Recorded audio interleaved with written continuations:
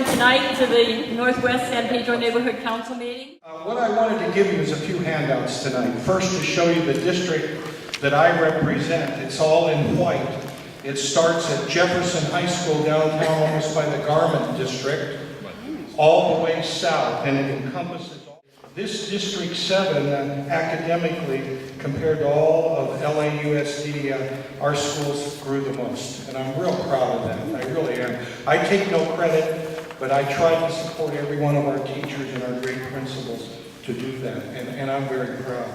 So So we've got some great schools in San Pedro, in this neighborhood council, and in all of the district I represent.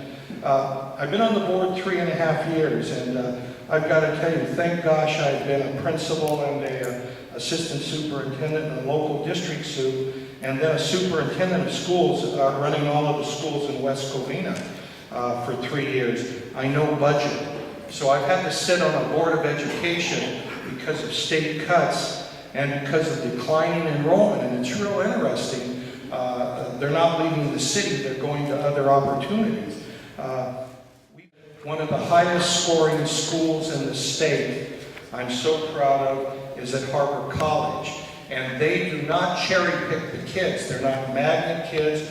They're regular kids that volunteer to go there beginning in the 9th grade. And we have over 400 students there. We're going to expand. We were able to state cuts.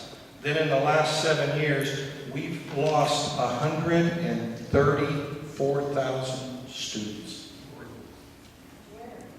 Okay, I'm going to go into that right now. Good question. We lost, and you'll see the numbers. Last year we lost 17,000.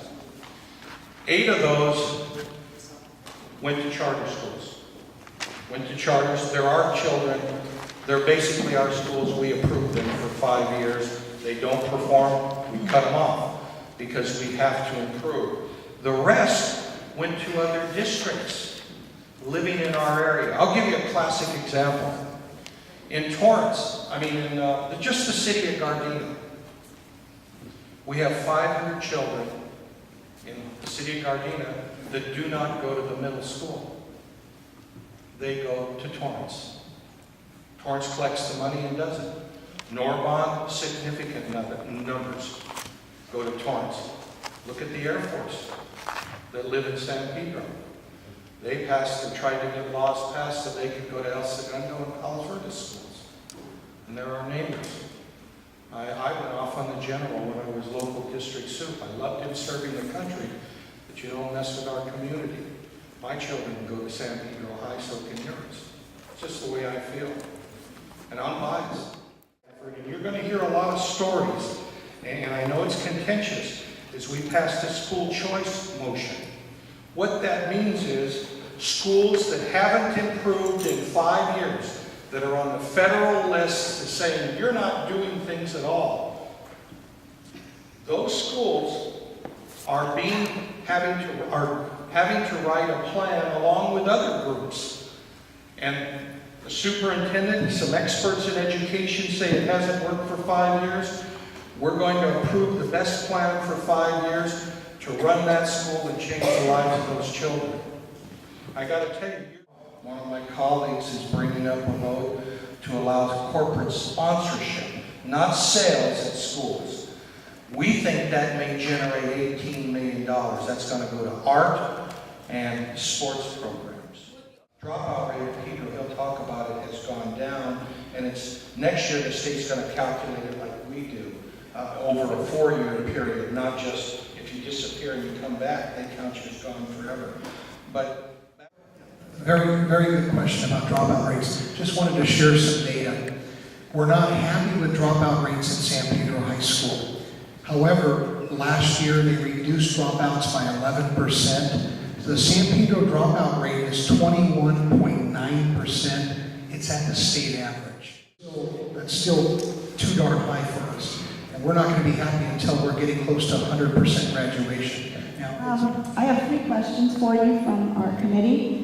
One is, given the budget cuts for next year, where do you foresee the major cuts, and what is your stand on them? To cut as much from support downtown than the schools. That's my goal. since I've been on the board, we've cut 50% of what people call the bureaucracy. Now when you call downtown, you get a tape recording and they'll call you back. I'm worried that we won't even have the tape recording if we cut it anymore. And you need people.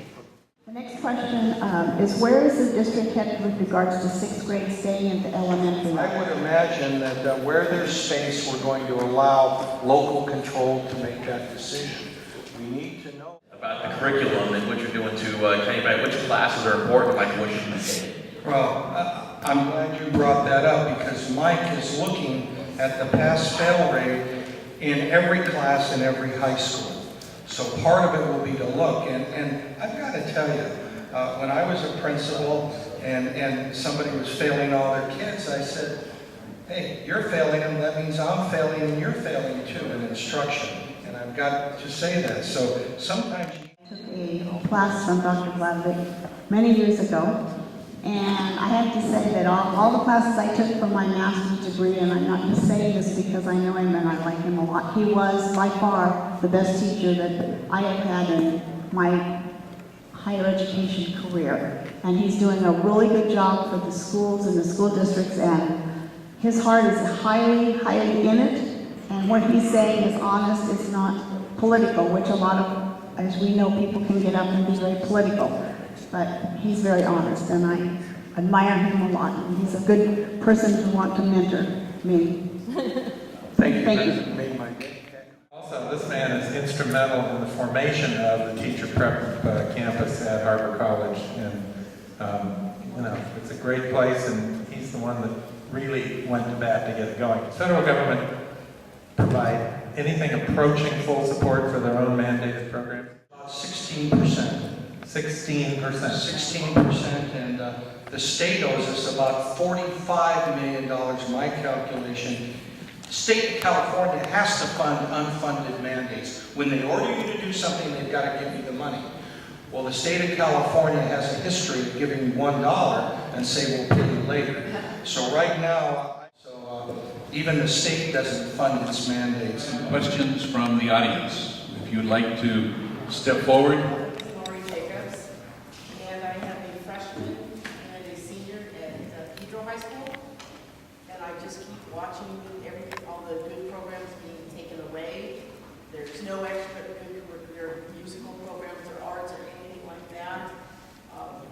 There's no funding. The classrooms are bigger. My daughter tells me there's times where they've shared the same seat to try and fit them in the classroom. And I totally believe in the public school system. But as a parent, what can I do? You can help me lobby the state of California. I've got to tell you, when we had to raise class size in the elementary schools, the one reason we didn't raise them again in San Pedro, because I took Ray Cortines to a math class in San Pedro and said, Ray, sit in that seat. Now try to get up and go someplace during the class. He now, at the board level, refused to raise high school class size. We're looking at what is the cost of a dropout to us as taxpayers as opposed to the cost of keeping them in school? I can give you an approximation, especially if they're incarcerated. It's like $25 to $1, the cost. And it's terribly expensive, the cost of society, because if they've dropped out of school, in most cases, they're not into productive things, and they're probably... Notice that Port of Los Angeles High School charter school is not listed in your district. You mentioned that you handle charter schools differently. How does that work, and do they need to perform, or do you do charter elementary schools, middle schools? Is it just high school? POLA has been very successful, and their charter will be up in a couple more years for us to review. But what I've been able to do is part of our bond allocation, since they're all of our children, I've been able to support them with some of our funds to buy classroom desks and chairs. Yeah, I'm a ninth grade magnet student at San Pedro High School, and a thing that was disturbing many of us students and staff members of San Pedro is actually an increase in drug use rate at our school. And I just wanted to ask if it's been brought up to you and if you guys are doing anything to increase, crack down, because I've noticed that some teachers aren't as, how can I stay more strict on that? Because I was running around with my friends in PE and these people were doing drugs outside the school and the teacher wasn't even around to see or stop them. I do look at the expulsions that we do, and we just did one for somebody selling candy, marijuana from San Pedro. One, our biggest drug problem that we're facing is in the valley, and it's very interesting, it's ecstasy. And what we need to do is really connect with the parents, because we can say no, no, no, but I've got to tell you honestly, the biggest influence on young people is who they hang around with, parents. And you've got to, I mean, what isn't in the school is out there on the street. And what we need to do, we'll do our job of telling kids the harms, but we also need parents engaged. And if they can't control it themselves, we can get them out to assist them. But it's an epidemic proportions of illegal drug use. And what worries me, and it really does, is I see kids' lives destroyed by one bad decision. And we're doing our part in education, but we need to get that parent to say, hey, I don't want you hanging around with so-and-so, because kids are a greater influence on their peers than many parents believe. And we had a survey for the high school kids, and it was alarming. In the survey, we found that 25% of the kids at that high school had smoked marijuana within the last 30 days. It blew me away, Jay. I didn't realize, and after I did research this summer about what we could do about that, people were telling me, Mike, that 25% is probably on the conservative side. So it's very alarming. Now, to tell you the truth, Jay, as a new superintendent, I haven't thought about San Pedro High, but if you're telling me it's prevalent inside and outside of the school, tomorrow I will contact the principal and we will develop a plan of action for some school-wide types of things that can be done. Want to thank all of you.